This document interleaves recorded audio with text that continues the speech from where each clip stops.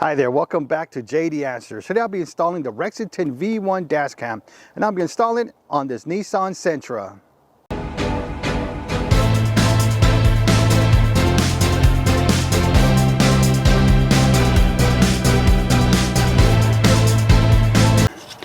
When you mount your Dashcam, you pretty much want it flat against your window shield and facing out as shown like this. That way the camera is facing outward. Most dash cams are facing like this, and you can see the whole camera on the outside, whereas this one is kind of hidden. It goes right underneath your rear view mirror and it stays flat, kind of hidden. So this is where you want to put your dash cam. The first thing you want to do is get your adhesive and your mount. Now let's go ahead and take this the protective covering, and let's put this on the mount.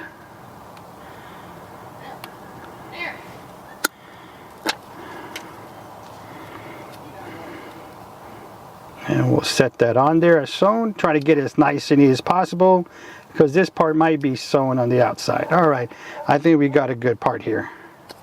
Once you get that part, you could go ahead and take the other part off. Well, yes. Let's take this part off. Then make sure your window shield is clean, which I already did this.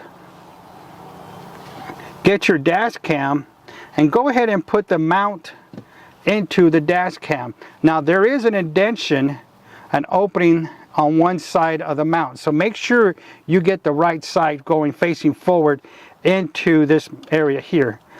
Go ahead and put it in there, push it forward where you get a little snap. Not sure if you heard that. Alright, here we go. I'm going to do it again and see if you hear a snap. There it is. Alright. I push the lens forward. Now what I'm going to do is just pretty much figure out where I want to put it, and then just go ahead and mount it. I'm going to go flush against the mount and just try to get it straight as possible. Alright, I think I found a good spot, so I'm just going to press down on it more towards the top. That way it has a flat mounting from the window shield. One thing I want you to notice is that the screen itself to review your photos or your menu will be right under the rear view mirror. You still have access to it. So when you get your cable, what you want to do is take off the band, loosen up all the cable. Go ahead and get that all loosened. Once you get your cable loosened, all you got to do now is go ahead and insert the power source into the dash cam. Now once you do that, you're going to route the wire on the inside of the headliner between the window shield and the headliner. Between there is about 1/8 of an inch to a 1/4 of an inch a space there to route wires. There's always an opening here, so this is what you could use. This is what's going to hide the wires. That's why we don't need any clips to hide the wires with us. Alright, so we get our wire and we're going to go straight up where the rear view mirror mount is, and we're going to go straight from there. Now you're going to see wires here already. This is from other dash cams that I'm working on, so don't worry about these wires. You're not going to have this. So what we're going to do, we're just going to push the wire straight back, and in there you're going to feel some opening, and you're just going to push your fingers inside there. Now if you have a Ford, this area is always tight, so you might have to work with it. You might more likely going to have to use this tool to help you with that. Now again, just make sure your fingers and hands are clean, because if you get them dirty, you're going to leave marks all over this top of the headliner. And all you're simply doing is just pushing it inside the headliner like as shown. Then what you want to do is just continue pushing the wire into the headliner, just going all the way towards the end. When you get to the end, just work it as much as you can towards the end, because sometimes this area is very tight. But I was able to get it all the way to the A-pillar.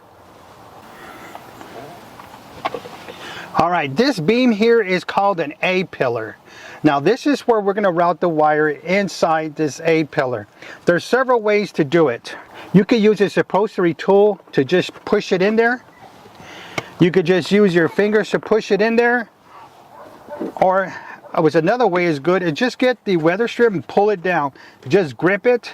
Don't get the very ends of it. Just get towards the middle and pull it down. And that's how you take the weather strip off. And what you're going to do is, if your A-pillar is able to do this, is just simply with your fingers push it out as much as you can to route the wire in there.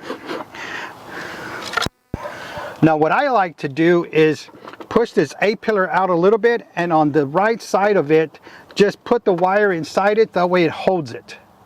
Alright, and then what you could do is either with your fingers or this upholstery tool, and you could just push the wire in there with that. And then when you have slack, all you simply do is pushing it on the opposite side. Just don't push too tight, because you'll bust the wires in some Dashcam wires. Then again, just push as much as you can. Push it in there. Pull out the wire on the opposite side. You got to be careful, because what happens is if you pull too tight, the wire is going to tear and bust. So what I'm going to do is I'm going to start more over and push this out, and you can see how it all came out completely. Alright, I have it in there, and I'm just going to give it a little shove, and it goes back in there, and there's no wires sticking out.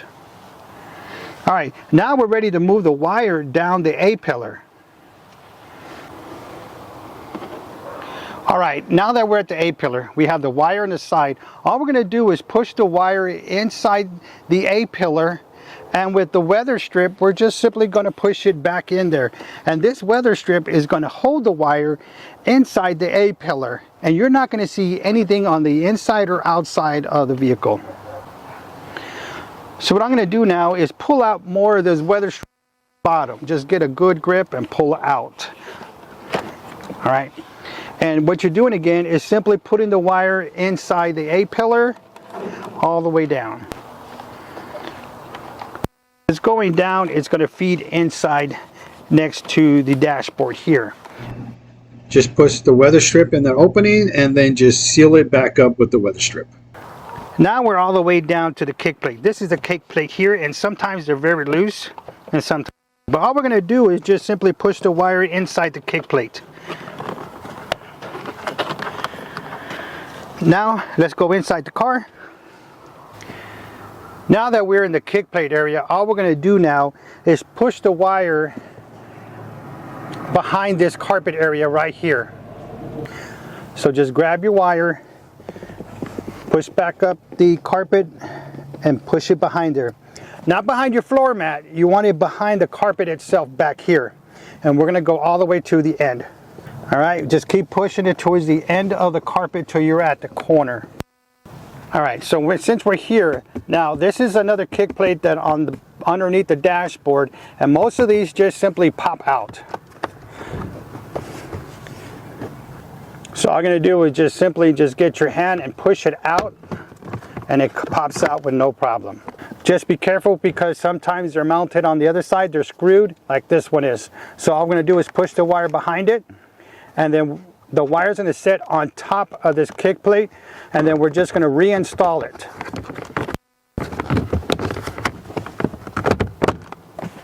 Alright, and you can see how the wire's in. We're just going to simply push it all the way to the end as much as we can. Alright, since we're at this area, all we have to do is hook it up on the power socket that we have here. So we're just going to grab it, and then we're just going to simply plug it in. Alright, it's plugged in.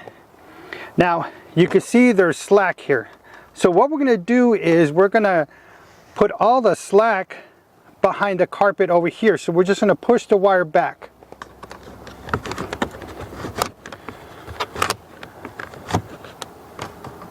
Alright, so then all the rest of the wire, again, we're going to push it behind the carpet.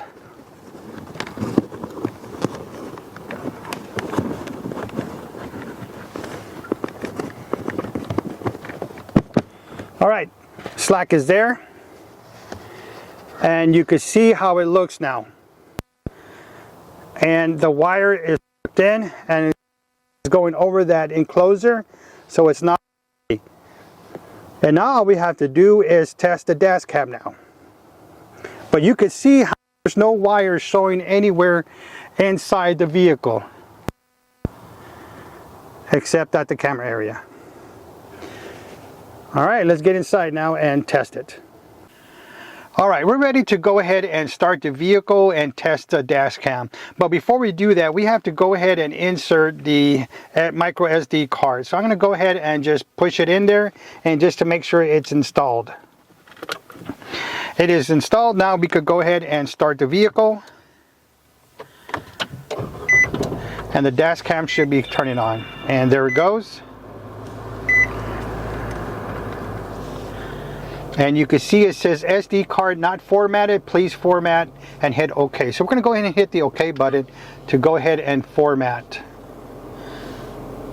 All right, I believe it's formatted. Let's see. All right, let's go ahead and get into the menu just in case, which is it's on the left side. So we're going to go ahead and hit that button, and we're going to arrow down, which is going to, I guess we'll go to the mic button to arrow down.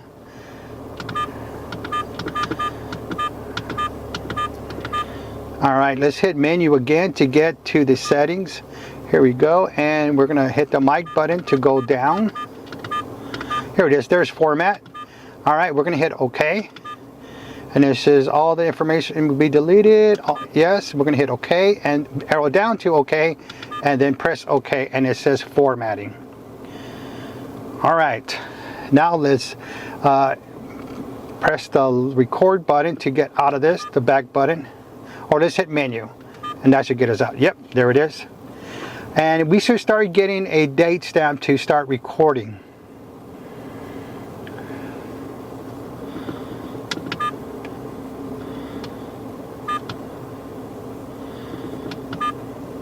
There it goes. I pressed the record button and it started recording. Now what we're going to do though is we're going to turn this vehicle off, because it should automatically turn on and start recording. So I'm going to turn the vehicle off. And then I'm going to go ahead and start the vehicle. And dash cam should be turning on, which it is. And then we should start getting into, and there it goes. It's already started to record, so we got that. So now we know the dash cam works and all the functions are working. Now in the middle you're going to have miles per hour, but we're going to test that. I don't think it's going to work because we don't have the GPS sensor attached to this dash cam. I did not purchase it, so we don't have it. So we're going to go ahead and do a test drive on this. Now the camera may move because it's in the way of the shifter. And we're reversing here, and of course the school truck is there, so we're going to go the opposite way. Alright.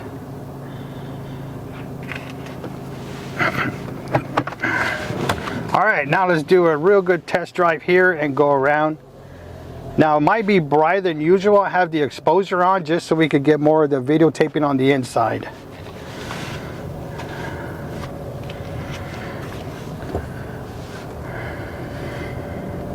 All right, here we go, and you can see the camera is working.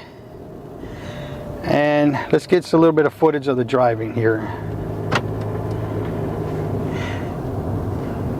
And right now, if this video was helpful for you, give me that thumbs up, because you know I appreciate that from you. If you have any questions or comments about the installation, leave them in the comment section down below. Don't forget to hit that subscribe button and select all notifications for all upcoming videos, because we have the unboxing of this dash cam and we also have the review of this dash cam coming soon. And all the product links will be in the description down below to purchase. And right now it seems like everything's good. The dash cam is working and we're moving.